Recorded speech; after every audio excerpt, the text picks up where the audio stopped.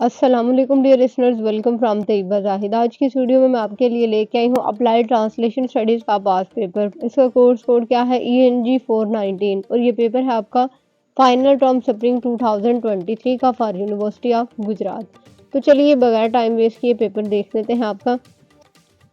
ATSB इसको कहते हैं, अप्लाइड ट्रांसलेशन स्टडीज़ को। तो यहाँ पे आपका क्वेश्चन नंबर 1 जो है वो क्या है, Eugene Nida has incorporated the key features of Chomsky's generative transformational model into his science of translation. Explain the model and state its influence on the development of translation theory. Question number 1 के अगर marks की बात की जाए तो ये है आपका जी 10 मार्क्स का क्वेश्चन। अब क्वेश्चन नंबर 2 देख लेते हैं। क्वेश्चन नंबर 2 क्या है, equivalence is the major issue in the process of translation. Discuss 5 different types of equivalence presented by Koller. Equivalence के ऊपर आपने डिस्कशन करनी है और उसके बाद आपने इक्विवेलेंस की जो 5 डिफरेंट टाइप्स हैं, अब किसने वो प्रपोज की हैं, कॉलर ने, उनके ऊपर आपने डिस्कशन करनी है। और ये भी है जी आपका 10 मार्क्स का क्वेश्चन। क्वेश्चन नंबर 3 की तरफ चलते हैं। Why does a translator employ the modulation strategy. आपने ट्रांसलेशन की स्ट्रेटजीज तो पढ़ी होंगी ना, तो उनमें से अभी एक स्ट्रेटजी में से आपसे क्वेश्चन पूछा जा रहा है, why does a translator employ the modulation strategy while translating a text. कि कोई भी ट्रांसलेटर ट्रांसलेशन के दौरान मॉड्यूलेशन की जो स्ट्रेटजी है उसको क्यों अप्लाई करता है। Explain with the help of examples. और ये आपका 10 मार्क्स का क्वेश्चन है। आपने डिफरेंट सूटेबल एग्जांपल्स के साथ टेक्स्ट, अब जो कि मुझे और आपको कौन सी ज़्यादा लैंग्वेजेस आती हैं, जब हमें इंग्लिश उर्दू आती है तो हम इंग्लिश उर्दू का पेयर ही यूज़ करके अपना ये वाला क्वेश्चन अटेम्प्ट कर लेंगे।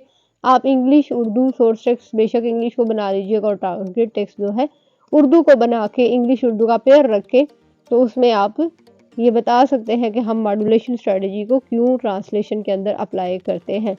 ओके, क्वेश्चन नंबर 4 की तरफ चलते हैं। Translation shift according to Catford 1965 is the departure from formal correspondence in the process of going from the source language SL to the target language TL. Explain the two major types of shifts suggested by Catford. अब कैटफोर्ड ने जो है shift का concept दिया था, आपको पता होगा।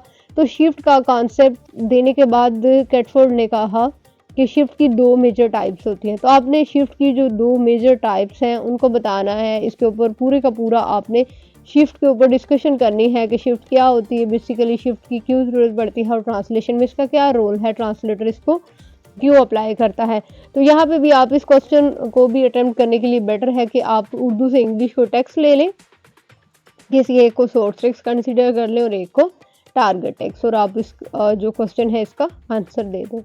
क्वेश्चन नंबर 5 की तरफ चलते हैं। तो आपका क्वेश्चन नंबर 5 क्या है, discuss difference between formal correspondence and textual equivalence with the help of examples.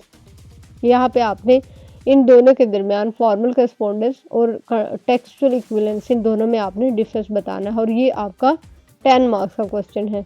तो मेरा ख्याल है ये आपको ATS का पेपर जो है वो कंप्लीट मिल चुका होगा, अप्लाई ट्रांसलेशन स्टडीज़ का। तो अगर अभी भी इसमें किसी किस्म की आपको कन्फ्यूजन है तो आप लोग कमेंट सेक्शन में मेरे से पूछ सकते हैं।